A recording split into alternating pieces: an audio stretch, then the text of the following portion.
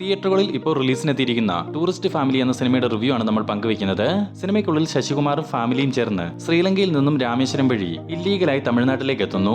അവർ വരുന്ന ആ ഒരു സമയത്ത് തന്നെ രാമേശ്വരത്ത് ഒരു സ്ഥലത്ത് വെച്ച് ഒരു ബോംബ് ബ്ലാസ്റ്റും നടക്കുന്നു. അതുകൊണ്ട് തന്നെ ശശികുമാറും ഫാമിലിയും ടെററിസ്റ്റ് ഫാമിലി ആണോ എന്ന തരത്തിൽ ഒരു സംശയം പോലീസിനുണ്ടാവുകയും തുടർന്ന് ശശികുമാറിനെയും ഫാമിലിയും തേടി ഒരു പോലീസ് സംഘം എത്തുന്നതും പിന്നീട് ശശികുമാറിനെയും ഫാമിലിയെയും പോലീസ് എന്തു ചെയ്യുന്നു, തുടർന്ന് അവരുടെ ജീവിതം എങ്ങനെ മുമ്പോട്ട് പോകുന്നു, ഇതിനെല്ലാമുള്ള ഉത്തരങ്ങളാണ് സിനിമയുടെ ഒരു കഥാപരിസരം. എനിക്ക് ഈ സിനിമ വളരെയധികം ഇഷ്ടപ്പെട്ടു.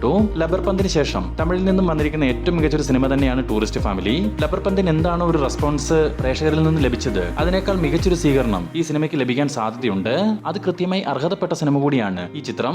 Action, violence, punch dialogue, mass, commercial കണ്ടന്റുകൾ ഒന്നുമില്ലാതെ തന്നെ മികച്ചൊരു കഥയിലും തിരക്കഥയിലും തയ്യാറാക്കിയെടുത്തിട്ടുള്ള ഒരു ക്ലീൻ ഫീൽ ഗുഡ് എന്റർടൈൻമെന്റ് സിനിമയാണ് ടൂറിസ്റ്റ് ഫാമിലി. കഥ ആരംഭിച്ച് മുന്നോട്ട് പോകും തോറും ചെറിയൊരു സീനിൽ പോലും ലാഗോ വലിപ്പിക്കലോ ഒന്നും തന്നെ ഇല്ലാതെ നല്ല നല്ല മൊമെന്റ്സുകൾ കൊണ്ട് മനസ്സ് നിറയ്ക്കുന്നതിൽ 100% ഈ സിനിമ വിജയിച്ചിട്ടുണ്ട്. പ്രധാനമായും ശശികുമാറും അദ്ദേഹത്തിന്റെ കുടുംബത്തിലുള്ളവരും എത്തരത്തിലുള്ളവരാണ്, അവരുടെ എല്ലാം ഉള്ളിലെ നന്മ എന്തുമാത്രമാണ് എന്നുള്ള കാര്യങ്ങളൊക്കെ വ്യക്തമായി സിനിമയിൽ പറഞ്ഞു പോകുന്നുണ്ട്. കുറെ സ്ഥലങ്ങളിൽ നമുക്ക് ചിരിക്കാനുള്ള വക ഈ സിനിമ സമ്മാനിക്കുകയും ചെയ്യും. അതുപോലെ തന്നെ സഹജീവി സ്നേഹം, കരുണ എന്നിങ്ങനെയുള്ള ഇമോഷൻസുകളുടെ ഒരു ഓർമ്മപ്പെടുത്തൽ കൂടിയാണ് ഈ ഒരു സിനിമ.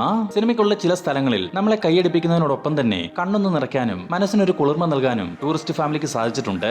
ശശികുമാറാണ് സിനിമയുടെ നെടുന്തൂണ്. ഒരു സാധാരണക്കാരന്റെ വേഷം വളരെ മനോഹരമായി തന്നെ അദ്ദേഹം അവതരിപ്പിച്ചിട്ടുണ്ട്.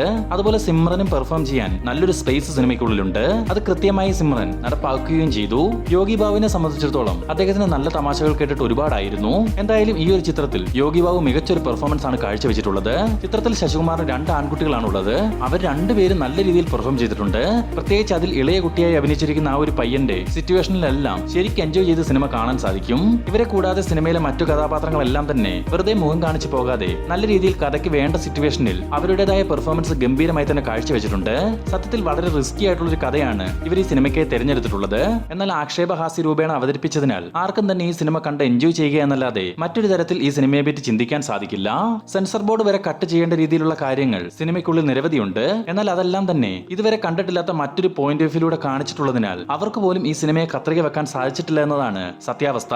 നിങ്ങൾ നല്ല സിനിമകൾ കാണാൻ ആഗ്രഹിക്കുന്നവരാണെങ്കിൽ തീർച്ചയായിട്ടും ഒരു തവണ ടൂറിസ്റ്റ് ഫാമിലി കണ്ടു നോക്കുക. ഈ സിനിമയ്ക്ക് നമ്മൾ നൽകുന്ന റേറ്റിംഗ് 4/5 ആണ്. അപ്പോൾ ഇതുപോലുള്ള ഏറ്റവും പുതിയ സിനിമാ വാർത്തകൾ എത്രയും വേഗത്തിൽ അറിയുവാൻ നമ്മുടെ ഈ ചാനൽ ഇപ്പോൾ തന്നെ സബ്സ്ക്രൈബ് ചെയ്ത് നോക്കുക.